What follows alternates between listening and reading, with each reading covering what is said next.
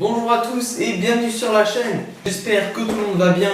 Aujourd'hui, dans cette vidéo, j'ai décidé que j'allais répondre à la question de beaucoup de débutants dans le modélisme automobile. C'est quelle est la meilleure voiture RC que je peux acheter pour environ 150 €.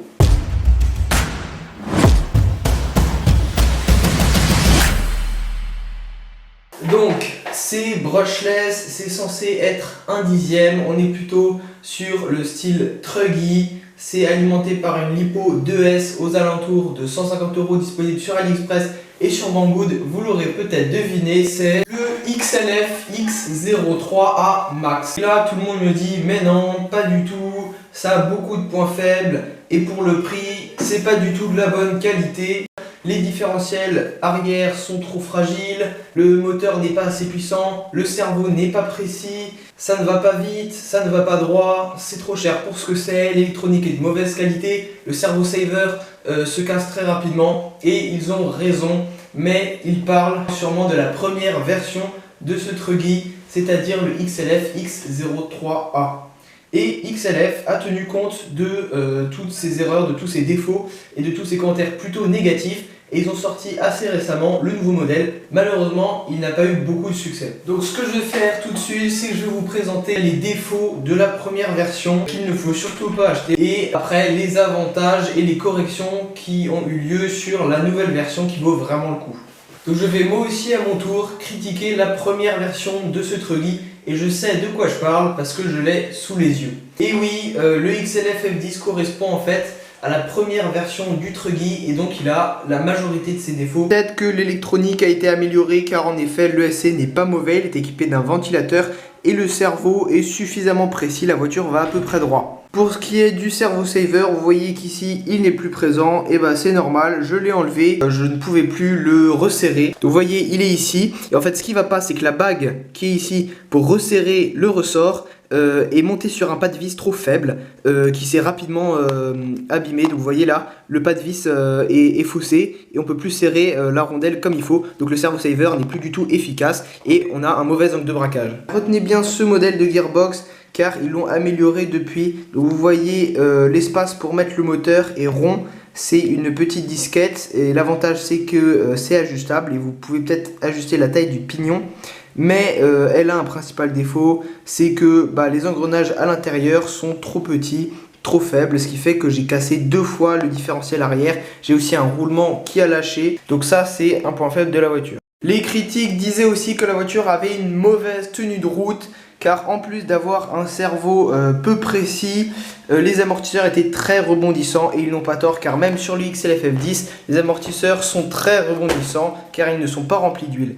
Vous pouvez pallier à ce défaut en mettant des joints toriques, c'est pas cher et ça va modifier tout de suite le comportement de votre voiture puisque il est déjà équipé de petites rondelles en caoutchouc qui assurent une bonne étanchéité. Donc voici pour les principaux défauts de l'ancienne version. J'ai oublié de préciser que le contrôleur était de mauvaise qualité. Alors là pour l'XLF F10 j'ai eu de la chance, j'ai le nouveau contrôleur, il est vraiment qualitatif, je vous assure, il n'y a pas de délai, vous avez toutes les fonctions ajustables sur ce petit plateau, garniture en mousse très bien, peut-être gâchette un peu trop ferme et pour la direction aussi c'est peut-être un peu ferme, mais sinon la portée est impeccable. Donc ça j'ai eu de la chance, mais il faut reconnaître que sur l'ancienne version le contrôleur n'était pas du tout de bonne qualité. Alors maintenant on va parler des améliorations qu'ils ont fait sur le nouveau modèle et je vais vous montrer pourquoi je considère que le XLF X03A Max est le meilleur basher RC à l'échelle environ 1 dixième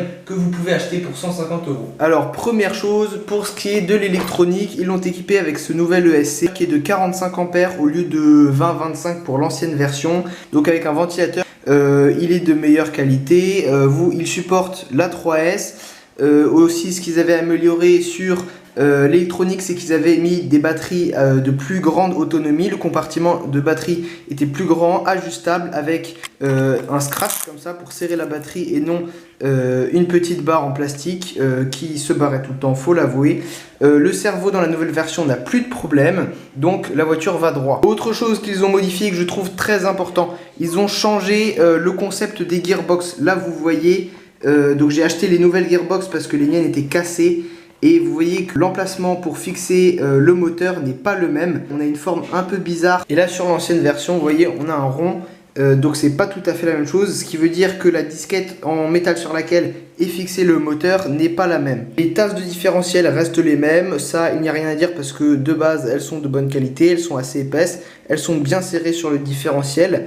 Mais ce qu'il faut retenir, c'est que déjà le plastique est plus épais, de meilleure qualité. Là, pour serrer votre moteur, vous avez 3 vis au lieu de 2, donc le moteur va moins bouger. Et ce qui est très important, c'est que les nouveaux engrenages sont beaucoup plus épais, beaucoup plus costauds. Les différentiels sont énormes par rapport à l'ancienne version. Et ça, c'est un point fort parce que ça va être beaucoup plus résistant et on va pouvoir faire des wheelies. Alors moi, j'ai dû bricoler un peu pour adapter ces gearbox sur le XLF F10. Même chose à l'avant, mais si vous avez l'ancienne version du XLF X03 et vous voulez passer avec ces nouvelles gearbox, il n'y a pas de problème. Moi, c'était juste la configuration du châssis qui est originale qui m'avait empêché de les fixer comme il faut, mais j'ai résolu le problème. Comme je vous disais, ils ont aussi modifié le contrôleur. Donc le XLF X03A Max est équipé de 7 télécommandes, donc elle est bien, je vous disais, il n'y a aucun problème. Elle est beaucoup plus qualitative que l'ancienne. Dernière chose, les amortisseurs sont normalement livrés avec de l'huile et des joints toriques. Si c'est pas le cas, vous pouvez toujours mettre des joints toriques. Comme je vous le disais, c'est pas compliqué ni coûteux et ça va améliorer vraiment, je vous dis, le comportement de votre voiture. Moi, c'est ce que j'ai fait. Je mets de la graisse dedans parce que j'ai pas d'huile et honnêtement, ça marche très bien. La voiture est stable et amortit tous les atterrissages.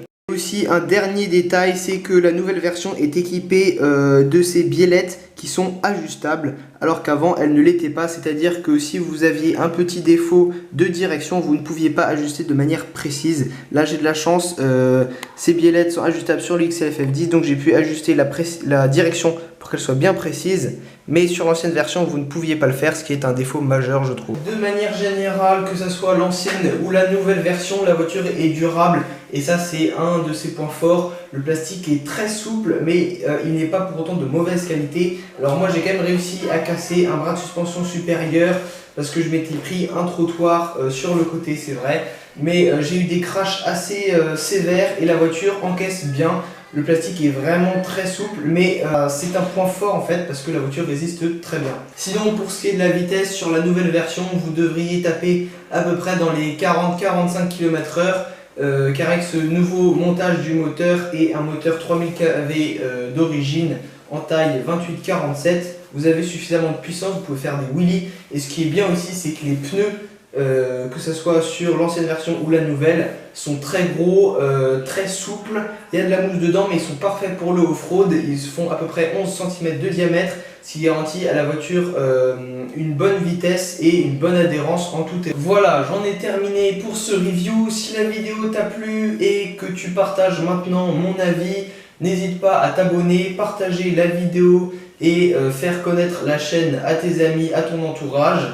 Et si la voiture t'intéresse vraiment, tu peux l'acheter sur AliExpress ou sur Banggood. Alors oui, c'est chinois, mais ce n'est pas pour autant que c'est de la mauvaise qualité, parce que pour 150 €, honnêtement, il faut se l'avouer, vous n'aurez pas grand chose de vraiment incroyable.